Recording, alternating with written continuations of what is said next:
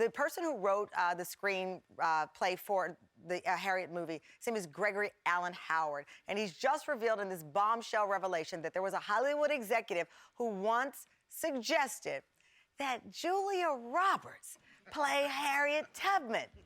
I did not believe this when I read it yesterday on social media, so I had to bring in somebody who gets to the bottom of everything. She is Variety senior correspondent Elizabeth Wagmeister. Elizabeth. Hi, Tamron.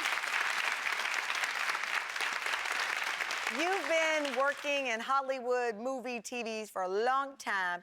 Is this the strangest thing?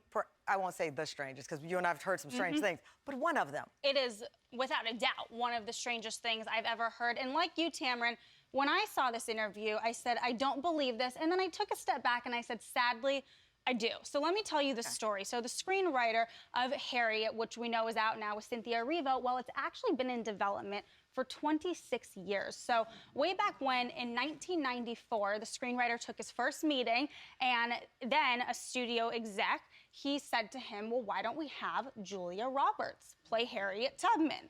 So dumbfounded, clearly, looks around the room, and now the screenwriter says, thank God there was one black person in the meeting who said, hello. Okay.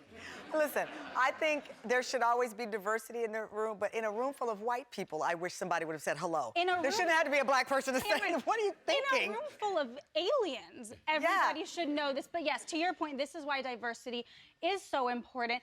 But the screenwriter, he shared some of what the mogul said at the time, and he had said, oh, don't worry, people won't remember, it was a long time ago. Okay, so you can't make this stuff up. I know. I had to sit down, wait.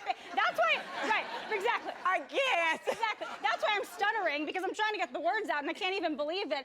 But so this really happened. Well, now, 2019. Let me get up. Okay. Yes, there's hope. And I rise because there's hope. Now, what is the hope? And you can't ruin that dress. It's too pretty. Don't sit, Tamron. So now there is hope because the film is out. Cynthia Erivo, of course, critical acclaim from the second that she came out.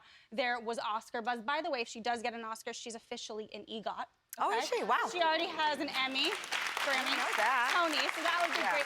But the thing about this is that the film, it took so long in development because it wasn't ready to be made with the diversity problem in Hollywood. We know in 2019 there's still a huge diversity problem in Hollywood. Well, back in the early 90s, they were never going to put a film out like this, even though it's so important, so historical. And the screenwriter actually credits 12 Years a Slave with really bringing this along, and also Black Panther. Well, yeah, I read the interview. He said, listen, look at what Black Panther has made. Don't tell me there's not an audience that will come in. And by the way, it's not just black people who watch movies with black actors. It's everyone. You can't make that kind of money just on black people. Yes, so there you have it.